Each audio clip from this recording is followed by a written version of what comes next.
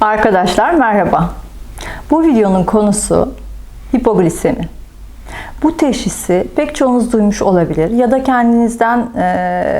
kendiniz şüphe etmiş olabilirsiniz. Benim hipoglisemim var mı? Çünkü buna benzer belirtiler yaşıyorum diye. Bakalım bu hipoglisemi tam olarak neymiş ve biz ne yaparsak daha kolay bunu atlatırmışız. Şimdi hipo az, glisemi kan şekeri. Yani demek ki kan şekerinin düşüklüğünden bahsediyor hipoglisemi, değil mi? Peki biz hep az yediğimiz için mi kan şekerimiz düşük? Yani mesela bütün gün aç kalmış olsak hipoglisemi olur muyuz? Olmayız. Neden? Çünkü vücudun içerisine bir kalori girmiyorsa, bir şey yemiyorsak vücut kendi karaciğerdeki depolarından kullanarak belli bir kan şekeri seviyesini tutturur. Yani normalde açlıkla hipogliseminin alakası yok. Çünkü o düz bir şekilde, yani vücut düz bir şekilde kan şekerini ayarlamak görevini zaten yapabilir.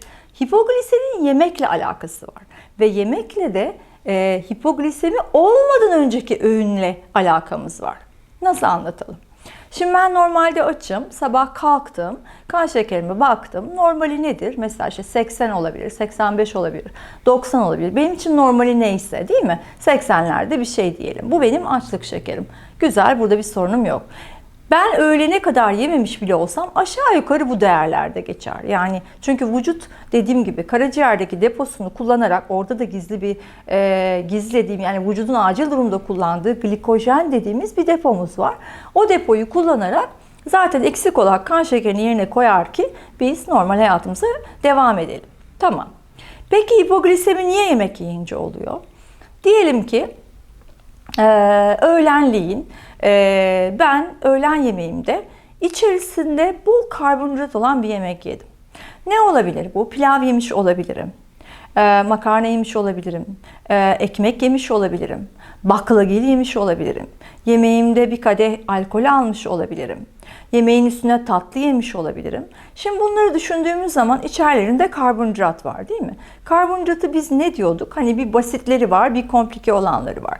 Komplike olanları yani zaten doğadaki haline yakın. Mesela ceviz de karbonhidrattır ama içinde yağ da olsa komplike bir karbonhidrattır. Ama ekmek basit karbonhidrattır. Basitliği nereden gelir? Vücuda girdiğince kolayca ayrıştırılmasından. Yani cevizi karbonhidrat olarak küçük glikoza ayırmak ekmekten çok daha uzun bir zaman alır ve yavaş yavaş onun glikozu kana geçer karbonhidrat olarak. Ama ekmeğinki hızlı geçer, şekerinki hızlı geçer, tatlınınki hızlı geçer. Unlaşabilen baklagilin, pilavın, işte makarna, pizza gibi ürünlerin karbonhidratları kana hızlı geçer. Çünkü zaten onlar kolaylıkla unlaşabilmiş ve kolay önden sindirilmiş gibidir. Tamam, bunları öğlen yemeğinde yedim. İşte bunları yedikten sonra durumun vehametine göre daha erkense daha vahim, daha geçse biraz daha az vahim olmak üzere o öğlen yemeğinden sonraki hissiyatınızın şikayetleridir hipoglisemi. Ne olabilir o hissiyat? İşte içiniz geçiyor olabilir. Tatlı istiyor olabilirsiniz. Ağzınız kuruyor olabilir. Kulaklarınızda bir uğultu duyuyor olabilirsiniz. Bazen ellerde, avuçlarda terleme, hafif bir çarpıntı hissi bile olabilir. O zaman işte tam o sırada bir parmak ucu şeker ölçeriniz olduğunda baktığınız zaman biz ne demiştik? Sabah açken bile, gece boyu açken bile 80'lerde şekerimiz oluyor. Hiç fena değil. Hatta kahvaltı etmesek de gene öyle dolanıyoruz. Yemek yemediğimiz halde çok düşmüyor. Fakat dedik ki öğlen bu tip yemekler yedikten sonra bu bahsettiğim şikayetler olduğunda o parmak ucundan baktığınızda siz 75 alt sınırın altında bir şeker görebilirsiniz. Yani 70 görebilirsiniz, 65 görebilirsiniz. Daha ileri vakalarda daha fazla olabilir. Şimdi normalde olması gereken bir baseline kan şekeri var ya, normali neyse, o aralıklarda ne yazıyor? Diyor ki 75 ile işte 95 arası neyse. Onun arasından aşağıya düşmemesi lazım. Ve sizin sabah aç kalktığınızda da normalde 80, değil mi? Gene oralarda bir değer olması lazım. Ama siz bakıyorsunuz ki sizin sabah aç normaliniz 80 iken yemekten sonraki belli bir saat sonra artık 70'leri falan görüyorsunuz, 65'i görüyorsunuz. Bu kanın normali olmadığı için size hipoglisemi şikayetleri yapıyor. O baygınlık hissini, zihninizin bulanıklığı hissini, o çarpıntı hissini, terleme hissini veriyor veya tatlı isteğini veriyor ki hani bir an önce vücuduma glikoz girsin diye. Bunun olmasının sebebini menüye bağladım. Menü olarak neyi söyledik? Kolaylıkla kana karışabilecek karbonhidratlardan oluşan yiyecekler dedik. Bunlar kolay kana karıştıklarında işte hipoglisemi nedir? Bunlar geldiler ve normalde kolay kana karışmasalardı, ceviz gibi uzata uzata sindirilerek kana karışmış olsaydı, pankreas kana geçen şekere bakıp yavaş yavaş geliyor bu şeker diyecekti. İşte o cevizden, bademden neyse oradan gelen, o da karbonhidrat ama o şekere bakacaktı ve diyecek ki yavaş yavaş geliyor. Benim panik olmama gerek yok. Ama biz diğer yiyecekleri yersek işte pilav, makarna, tatlı vesaire, alkol, onlar hızlıca kana geçecekleri için, çünkü zaten önden sindirilmişler. Küçük küçük parçacıklı haldeler, artık kompleks değiller. O zaman onlar çokmuş gibi gelir. Yani vücuda geçiş hızları yüksek olduğu için, kana hızlıca geçtikleri için pankreasa aman Allah'ım koca bir karbonhidrat bolluğu geliyor. Kocaman bir glikoz geliyor. Benim buna karşılık vücudumdaki insülinimi arttırmam gerekiyor diyor. O zaman da normalde bizim diyelim ki cevizden gelen glikozunuz da 100 kalori, pilavdan gelen glikozunuz da 100 kalori. İkisi de 100 kalori değil mi? Cevizden gelen daha yavaş sindiriliyor, kompleks karbonhidrat yavaşça geçiyor ya. O 100 kaloriye karşılık insülin cevabı mesela 5 tane oluyor.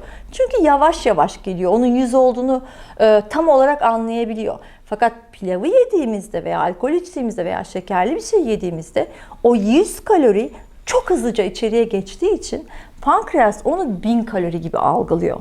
Örnekleme olarak konuşuyorum. Dolayısıyla da 100'e 5 insülin yapacaksa 1000'e belki 50 insülin yapıyor. Yani kocaman bir insülin bırakıyor geleni çok zannettiği için. Peki aslında gelen çok değildi. Sadece gelen basit karbonhidrattı ve hızla kana geçmişti.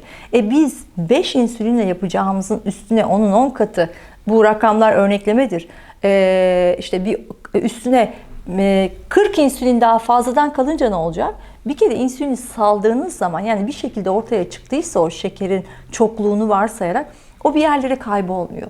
İnsülin varsa o işini bitirene kadar işini yapıyor. İnsülinin görevi o. İnsülin varsa vücut diyor ki isterse yerlerde olsun şekeri, şekerim var zannediyor. Ve kandaki değer isterse o bizim normalimiz, en alt sınırımız 80 olsun, fark etmez. Onu da yok etmek istiyor. Çünkü insülin varken ona göre kan şekeri çoktur. Onun kafasındaki algoritma öyle. O 80'i aşağı çekiyor, aşağı çekiyor, aşağı çekiyor, aşağı çekiyor. Siz işte 65'lere, 70'lere gelmiş oluyorsunuz çünkü insülin çok. Dolayısıyla da o kadar azalmış şeker sizde hipoglisemi reaksiyonları yapıyor. Biz tekrar yemek istiyorsunuz. Eskiden bu hipoglisemilerde sen sık sık ye veya her yemekte bir ekmek ye falan denirdi. O yaklaşım değişti. Çünkü biz zaten yemek halinde o ekmekleri vesaireleri yiyerek birim zamanda çok karbonhidrat, çok glikoz geliyor gibi yaptığımız ve fazla insülin dürttüğümüz için olmuş insüline yeniden hani karbonhidrat vermiş oluyoruz. Sen işte kandaki zaten az olan şekerimi daha da aşağı düşüreceğini, al sana yeni kan şekeri yapacak madde vermiş gibi oluyoruz. Bu tersinden kulağını gösterme ve fasit daireyi büyütüyor. O yüzden hipoglisemide sık sık yeme yerine uzun aralıklar verme. Hipoglisemide düşmüş şekeri yükseltmek için tekrar karbonhidrat yeme yerine ya kompleks karbonhidrat, o kuru yemişlerde bahsettiğim gibi, ya da karbonhidrat olmayan daha yağ ve protein ağırlıklı, sebze ağırlıklı yiyecekleri vücuda vermek gerekiyor. Az önceki örneğimizi mesela avokado ile yapalım. Bir yumurta ve bir avokado yedik diyelim. Bir yumurta ve bir avokado yediğinizde içerisinde karbonhidrat var mı? Yumurtada hiç yok. Avokadoda hani sadece bitki olduğu için çok mikro düzeyde var ama o da gene yağ ve protein, daha çok yağ ağırlıklı. Bu ikisi içeriye girdiğinde vücuttan insülinin buna cevap vermesine imkan yok ki. Çünkü insülinin işi kanda ne kadar şeker varsa ona göre reaksiyon vermek. O bahsettiğim cevize normal olarak 5 insülin geliyorsa avokado ile yumurtaya belki 1 gelecek. 1-2 insülin de sizi sonradan acıktırmayacak. Tekrardan tatlı istettirmeyecek. Size o hipoglisemi reaksiyonlarını yaptırmamış olacak. Demek ki biz hipoglisemiden bahsettiğimizde en temelde anlamamız gereken şey şu: Hipoglisemi sabah kalktığımızda hissettiğimiz bir şey değildir. Vücut onu düzenler. Hipoglisemi bizim yemeklerimizden sonra gelen bir meseledir ve yemek seçimimizle alakalıdır. Eğer kana kolay karışmayacak karbonhidratlar yersek, bak baklagiller de kana kolay karışır. O yüzden baklagiller de unludur. Onların da hipoglisemi de olmaması lazım. Yağlılar olacak. Kuru yemişlerde olduğu gibi, işte avokadoda olduğu gibi veya işte proteinler olacak veya bitkiler olacak vesaire. Bu tip yiyecekler olduğunda, kolay kana karışacak karbonhidratlar olmadığında, o zaman siz yüksek insülin cevabı vermemiş olacaksınız. Ne geliyorsa ona göre insülin olacak. Ona göre insülin de o şekeri işte yemekten sonra açken 80'di. Bir şey yediniz 120-130 oldu. Anca onu tekrar 80'e düşürecek kadar insülin olacak. Onu dibi gösterecek kadar olmayacak. Öğrenmemiz gereken o öğünde ne yiyeceğimiz. Bir de durumun vehameti şöyle anlaşılıyor. Yemekten ne kadar saat sonra hipoglisemikseniz, ne kadar erken saat sonra hipoglisemikseniz durum o kadar vahim. Mesela bir şey yediniz, yarım saatte kafa gitti. Yani ne demek bu? Daha yarım saat olmuş. Yemek içeriye girmiş girmemiş, koskocaman pankreastan bir insülin salınımı olmuş ve hop bütün şekerler yere düşmüş. Ve hipoglisemi olmuşsunuz. Yani erken olursa daha vahim. Ama yemekten 2 saat veya 3 saat sonra olursa hani biraz daha tolere edilebilir ama gene de öyle olmaması gerekir. İdeal olanın açlıkta neyse kan şekeriniz 2 saat sonra da öyle olmasıdır. Açken ben 80 miydi? Bir şey yedim, 2 saat geçti gene 80-85. Onun yakınlarında olması lazım. Hipoglisemi denen şey açken olan değerle 2. saatin veya 3. saatin veya ondan önce 1. saatin bu 80'den çok aşağıya düşmüş olması demektir. Yani hipoglisemi o ve onu da dürten insülin ve onu da insülin de dürten karbonhidratlı yiyecekler. Hipoglisemide küçük bir nokta daha var anlatmam gereken. Bu da bağırsağın hikayesi. Ne dedik hep? Kolay kana geçmek, kolay kana geçmek. Belki siz öyle cevizler mevizler yiyorsunuzdur ve dedik ki onlar kompleks karbonhidrat, o kadar kolay kana geçmezler. Peki ya sizin bağırsaklarınız tam sağlam değilse, sıkı sıkı elekli olması gereken, yani kapalı olması gereken bağırsaklarınızda bir inflamasyonunuz varsa, mesela spastik kolonsanız, işte kabız veya ishal gibi bir şikayetiniz varsa, bağırsakta bir rahatsızlık varsa, bağırsaktaki eleği düşünün, elek gibi düşünün. Eleğin örgülerinin sıkı sıkı olması lazım. O sıkılıktan da sırayla yavaş yavaş yiyeceklerin geçmesi lazım. Ceviz örneğinde olduğu gibi gelecek, normal yavaş yavaş geçecek. Ama ekmek dedik, hızlı geçer dedik. Şimdi bağırsaktaki delikler büyükse o ekmek dediğimiz hikayeler bu sefer 2 katı hızlı geçer. Yani bağırsak problemin varsa gene senin yediğinden de bağımsız olarak kana çok hızlı geçişler olacaktır. Bağırsağın da yavaş geçirebilmesi için işte probiyotikler, bağırsak sağlığını koruyan yiyecekler vesaire vesaire ama gene buradaki en büyük triğimiz de acayip yavaş yemektir. Madem bütün hikaye ne yersem yiyeyim onun hızlı geçmesi, ister işlenmiş karbonhidrat olduğu için zaten sindirilmiş ve kolayca geçiyor içeriye, ister bağırsaklarımda bir rahatsızlık var, eleğim gelişlemiş, elek deliklerimden hızlı geçiyor. Hep bir hız var. Hep bir kana kolay geçen, hızlı geçen bir durum var ve pankreasta aman Allah'ım çok şeker geliyor, ver insülin yapıyor ya. Demek ki buradaki trik acayip yavaş yemek.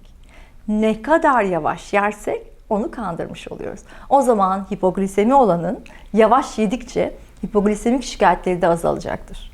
Hipoglisemi olanın karbonhidratlarının basitlerinden komplekslerine geçtikçe şikayetleri azalacaktır.